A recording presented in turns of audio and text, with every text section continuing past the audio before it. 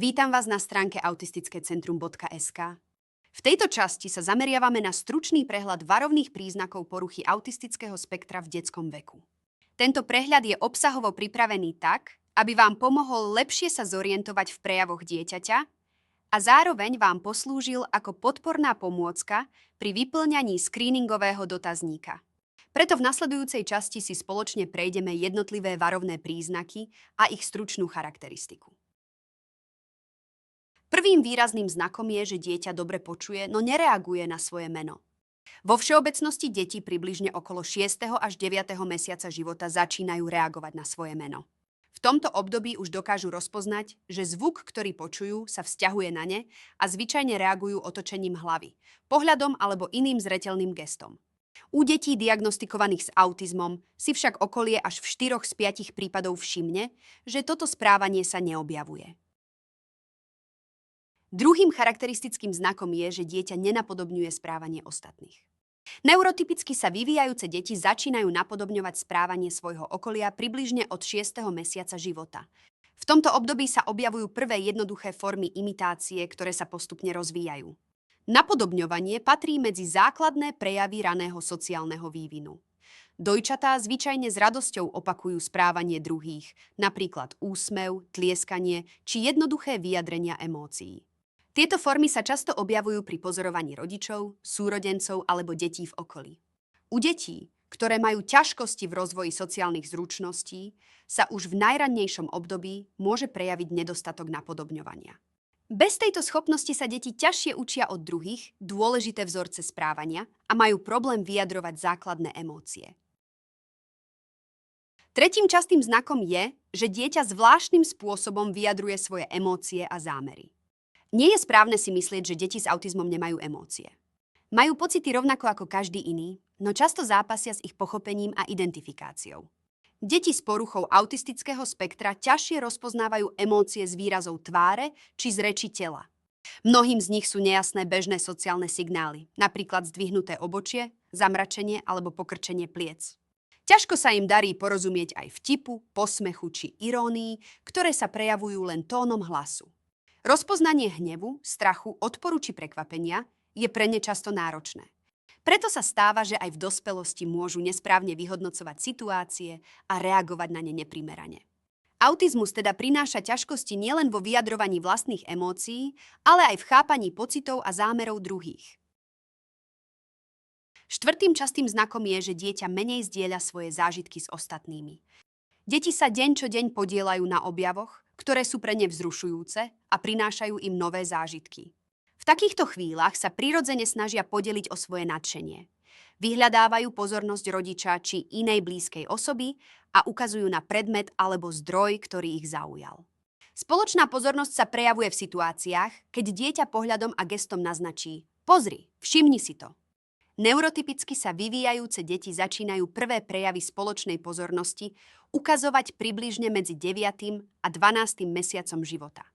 Napríklad ukazujú prstom, striedajú pohľad medzi osobou a predmetom a snažia sa upozorniť na niečo zaujímavé, alebo takto naznačujú, čo by im mala daná osoba podať.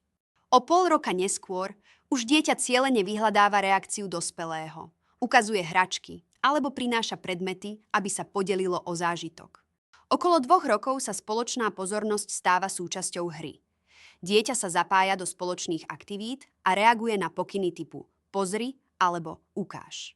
A vo veku 3 rokov je spoločná pozornosť už stabilná. Dieťa aktívne zdieľa objavy a zážitky, čo podporuje rozvoj reči a sociálnych zručností. U detí s poruchou autistického spektra sa však tento prejav zdieľania často neobjavuje alebo sa objaví výrazne neskôr. Piatym nápadným znakom je, že dieťa vôbec alebo len zriedka používa gestá či očný kontakt pri komunikácii. Verbálnej komunikácii vždy predchádza neverbálna, vo forme očného kontaktu, mimických prejavov a reči tela. Aj po tom, čo sa dieťa naučí hovoriť, tieto neverbálne formy komunikácie naďalej sprevádzajú a podporujú jeho rečový prejav. U detí s poruchou autistického spektra sa môžu objavovať nedostatky v neverbálnom správaní, ktoré je dôležité pre budovanie sociálnych vzťahov. Tieto nedostatky sa môžu týkať napríklad reči tela, porozumenia a používania gest alebo výrazov tváre. Pre mnohé deti s autizmom je aj samotné nadviazanie očného kontaktu náročné, a to z viacerých dôvodov. Môže to súvisieť s nedostatkom sociálnej motivácie, s tým, že počas rozhovoru necítia potrebu upriamiť pozornosť na pohľad druhej osoby, alebo jednoducho preto, že očný kontakt vnímajú ako nepríjemný či znepokojujúci. Na rozdiel od toho sa u neurotypicky sa vyvíjajúceho dieťaťa očný kontakt a gestá objavujú postupne a stávajú sa prirodzenou súčasťou komunikácie. Už vo veku 6 až 9 mesiacov dieťa cielene používa očný kontakt. Strieda pohľad medzi osobou a predmetom, čím naznačuje záujem alebo potrebu. Očný kontakt s komunikačným zámerom sa objavuje približne okolo 9. mesiaca, postupne sa upevňuje a vo veku 2-3 rokov sa stáva stabilnou súčasťou komunikácie. Vo veku 9 až 12 mesiacov sa objavuje ukazovanie prstom, dieťa naznačuje, čo chce alebo na čo chce upozorniť. Okolo 1 roka života dieťa už bezpečne zakýva na rozlúčku alebo si natiahne ruky, keď chce, aby ho dospelý zdvihol. V období 2-3 rokov sú gestá pevne zakotvené v komunikácii. Dieťa ich kombinuje s rečou a očným kontaktom, čo podporuje rozvoj jazyka a sociálnych zručností. Porozumenie gestám sa vyvíja paralelne. Vo veku 9 až 12 mesiacov dieťa rozumie ukazovaniu prstom a nasleduje pohľad alebo gesto dospelého.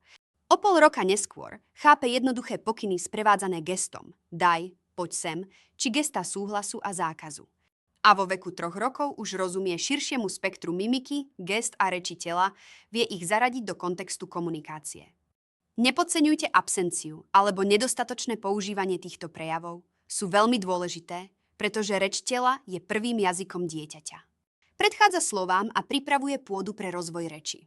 Porozumenie a používanie reči tela podporuje spoločnú pozornosť, sociálne väzby a učenie.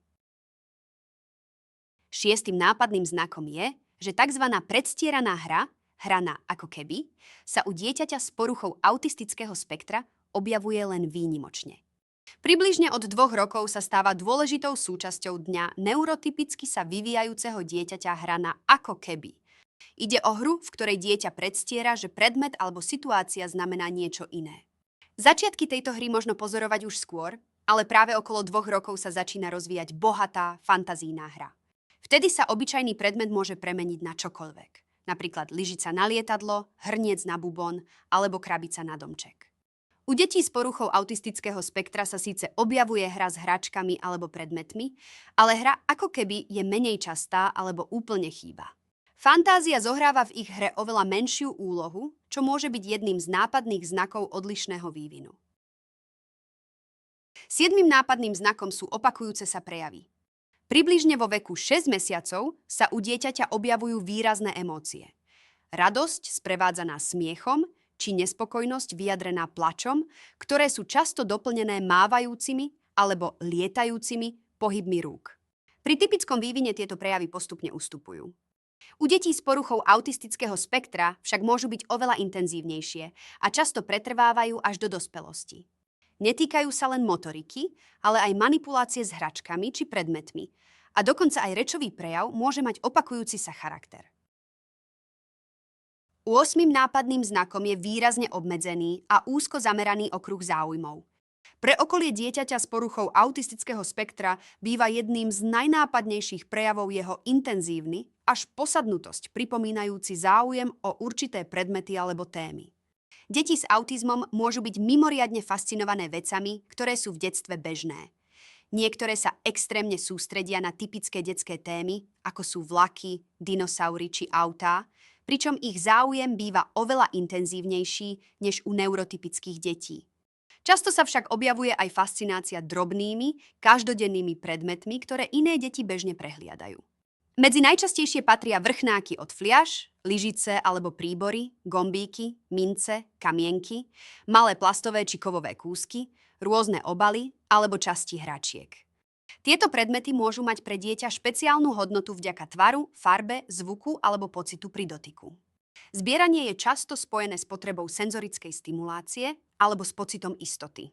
Deti im môžu venovať veľa času, opakovane sa k ním vracať, ukladať ich do radov alebo podľa farby či veľkosti. Hoci sa tieto záujmy môžu zdať nezvyčajné, môžu sa stať základom pre rozvoj zručností, napríklad triedenia, systematického myslenia. V týchto záujmoch môžu byť natoľko zanietené, že im venujú veľké množstvo času a energie. Neraz sa stáva, že sa tieto témy stanú neskôr ich vášňou, alebo dokonca oblasťou, v ktorej dosiahnu vysokú úroveň odbornosti. Deviatým nápadným znakom je silná potreba nemennosti. Dieťa sa pevne drží rutín alebo má ritualizované vzorce správania, a to často aj vo verbálnej aj neverbálnej komunikácii. U detí s poruchou autistického spektra sa často objavujú ťažkosti pri zmenách. Zvyknú mať svoj presne určený denný režim a postup vykonávania činností, ktorého sa dôsledne držia. Nemennosť a rutiny im prinášajú pocit vypočítateľnosti, poriadku a istoty v každodennom živote. V bežnom dni sa však nevyhnutne objavujú menej predvídateľné alebo nečakané situácie, ktoré môžu narušiť zaužívaný poriadok. Aj malé zmeny v rutine môžu u dieťaťa vyvolať úzkosť či silnú emočnú reakciu. Zatiaľ čo väčšie prechody, napríklad nástup do škôlky alebo školy, môžu byť obzvlášť náročné. Desiatým nápadným znakom sú nadmerné alebo znížené reakcie na podnety z prostredia, prípadne nezvyčajný záujem o senzorické podnety. Deti s poruchou autistického spektra bývajú často nadmerne citlivé na senzorické podnety, ako sú hlasné zvuky, silné svetlo alebo povrch určitých materiálov. Spracovanie podnetov v ich nervovej sústave môže prebiehať odlišne, čo vedie k rýchlemu preťaženiu. Tento nápor informácií môže byť pre dieťa desivý alebo rušivý, spôsobovať nepohodlie, vyhýbanie sa situácií či snahu fyzicky uniknúť z prostredia. Následne dieťa bude mať sťažené a neharmonické možnosti začlenenia sa do bežných životných situácií. Napríklad deti s obmedzeným jedálnym lístkom často mávajú ťažkosti s tolerovaním určitých chutí alebo konzistencií. Iné deti môžu mať zvýšenú citlivosť pokožky a tak odmietajú nosiť určite textílie, alebo odmietajú samotný dotyk. Na druhej strane, niektoré deti s autizmom môžu mať zníženú citlivosť na podnety. Môžu pôsobiť, ako by nedokázali spracovať rôzne vnemy, alebo sa zdajú byť imunné voči situáciám, ktoré by iní považovali za nepríjemné. Napríklad reagujú slabšie na bolesť, opakovane si udierajú hlavu, často klepkajú rukami, manipulujú s predmetmi, točia sa dokola alebo napínajú svaly, aby sa sami stimulovali. Na záver nezabúdajte, že každé dieťa má svoje vlastné tempo vývinu a menšie rozdiely v prejavoch sú prirodzené a nemusia hneď znamenať problém. Informácie, ktoré tu zazneli, berte ako orientačné. Slúžia na včasné zachytenie možných vývinových odchýlok, no nenahrádzajú odborné vyšetrenie ani neslúžia na stanovenie diagnózy. Ďakujem vám za pozornosť.